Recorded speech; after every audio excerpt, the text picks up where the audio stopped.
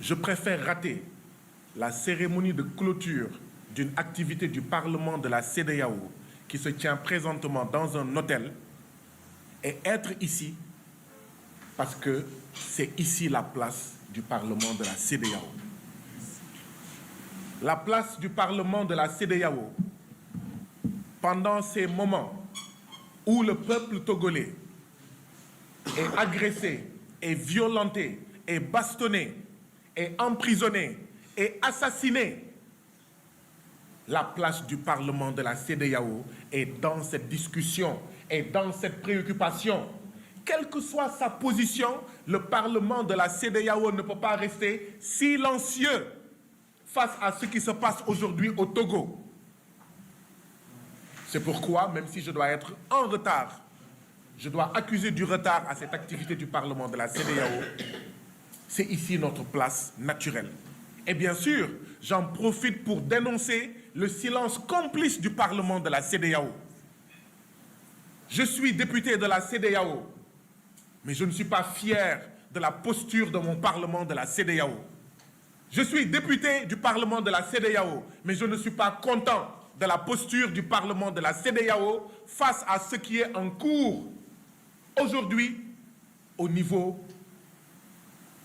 du village africain du Togo. Oui, le Togo est un village africain. Le Sénégal est un autre village africain. Le Nigeria est un autre village africain.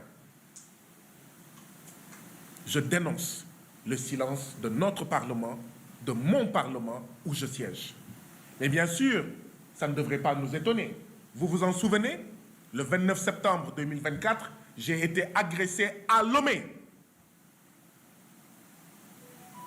lors d'une conférence organisée par des forces vives du Togo qui m'avaient invité, qui avaient sollicité à me rencontrer pour m'expliquer la situation au Togo. C'était en septembre 2024, 29 septembre.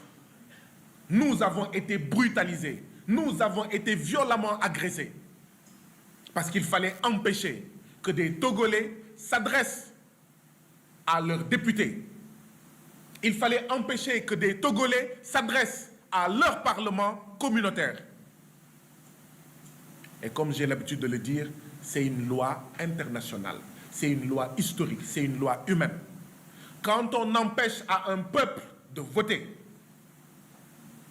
ou quand on vole le vote d'un peuple, quand on empêche à un peuple de parler, quand on empêche à un peuple de se réunir, en réalité, on est en train de pousser ce peuple à se réunir dans la rue.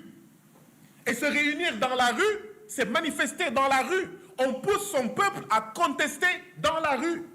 On pousse son peuple à manifester dans la rue. On pousse son peuple à la violence dans la rue. Et comme disait Mandela, ce sont les plus forts qui déterminent la forme du combat. Le peuple togolais ne voulait pas sortir dans la rue. Le peuple togolais voulait des discussions pacifiques, des discussions démocratiques, de dialogue. Mais il a été poussé à ça. Et rappelez-vous à l'époque, qu'est-ce que j'avais dit? Le plus important, ce n'est pas le député de la CEDEAO qui est bastonné jusqu'au sang à côté de sa collègue députée togolaise qui a également été bastonnée malgré qu'elle est née en 1958. Elle a l'âge de notre mère. Elle a été violemment bastonnée. Le plus important, ce n'était pas le député Guy Marius Sagna de la CEDEAO qui a été bastonné. La lecture qu'il fallait en avoir est celle-ci. Quand à 16 h, en plein jour, on bastonne un député de la CEDEAO à Lomé, alors que le Parlement de la CEDEAO est à Lomé, il faut avoir peur de ce qui se passe au quotidien, à Lomé et partout au Togo, quand la CEDEAO partira. Et voilà, plusieurs mois après, les faits m'ont malheureusement donné raison. Avant septembre 2024, juillet 2024, au Parlement de la CEDEAO,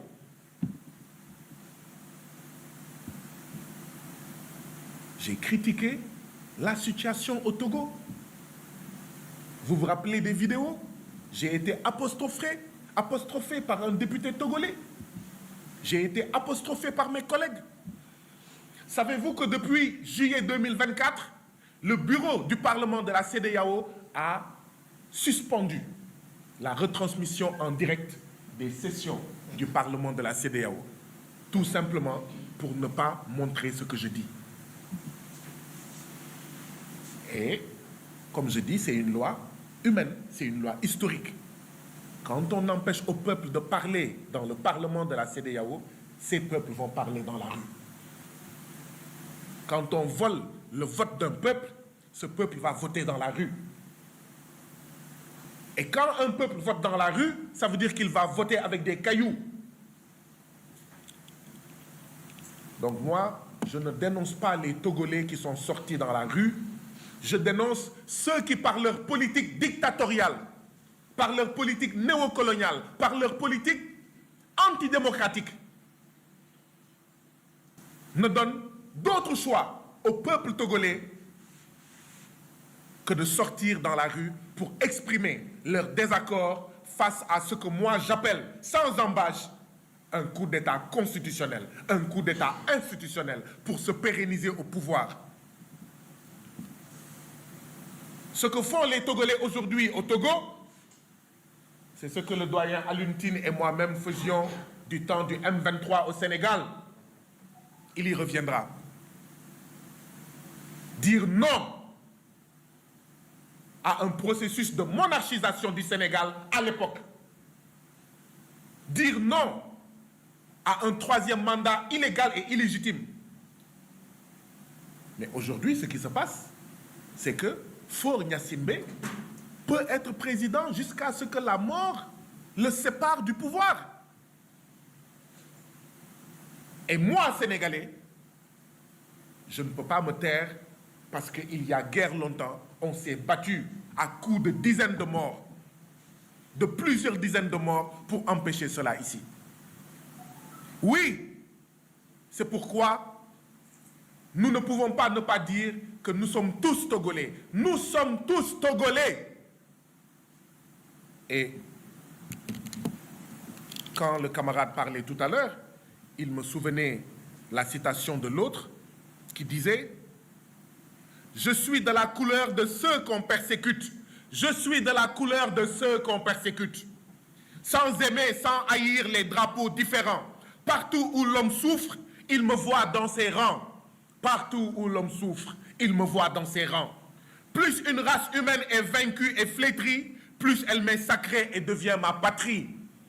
Plus une race humaine est vaincue et flétrie, plus elle m'est sacrée et devient ma patrie. Notre patrie aujourd'hui, c'est le Togo. Parce que le Togo est flétri, parce que le Togo est écrasé, parce que le Togo est agressé, parce que le Togo est violenté, parce que le Togo est opprimé, parce que le Togo est bâillonné. Et ce sont nos frères, ce sont nos sœurs, ce sont nos voisins. Nous avons vu il y a quelques heures le communiqué de la commission de la CEDEAO. J'ai l'impression qu'au niveau de la commission de la CEDEAO, c'est le même communiqué. On ne fait que changer les dates et le nom du pays. Rien ne change. Quel que soit ce qui arrive dans le pays, c'est le même communiqué. On change la date et on change le nom. Quand j'ai été agressé, le Parlement de la CEDEAO, à travers son bureau, a fait un communiqué. Il y a plus de 7 morts au Togo. Le Parlement de la CEDEAO est silencieux. Est-ce que la vie d'un député de la CEDEAO vaut plus que celle de plus de 7 Togolais? Si le Parlement de la CEDEAO, je sais, contraint, et après près d'une semaine, a été obligé, n'ayant pas le choix, de faire un communiqué pour regretter ce qui m'est arrivé, mais comment il peut y avoir au moins 7 morts au Togo et le Parlement de la CEDEAO se tait? Comment il peut y avoir plus de 7 morts au Togo et la commission de la CEDEAO ne dénonce pas, ne critique pas, n'exige pas? Voilà ce qu'on appelle la CEDEAO des chefs d'État. Voilà ce qu'on appelle la CEDEAO des présidents. Voilà pourquoi nous nous battons. Certains, comme le doyen Alioune Tine, depuis plus longtemps que nous autres, pour la CEDEAO des peuples. Parce que ce communiqué de la commission de la CEDEAO, ce n'est pas la CEDEAO des peuples. C'est une CEDEAO qui est complice d'un dictateur qui s'appelle Faure Gnassingbé. C'est une CEDEAO qui est complice du fait que chaque jour, on ramasse des corps dans la lagune au Togo, à Lomé. C'est tout simplement inacceptable. C'est tout simplement scandaleux. Oui, je dénonce bien entendu, après avoir dénoncé mon Parlement, le Parlement de la CEDEAO, je dénonce la commission de la CEDEAO. Je dénonce la conférence des chefs d'État de la CEDEAO, qui se tait.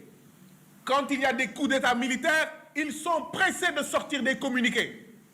Mais quand il y a des coups d'État institutionnels, des coups d'État constitutionnels, ils se taisent comme des eunuques. Ils se taisent. Ils sont dans le mutisme. On assassine des citoyens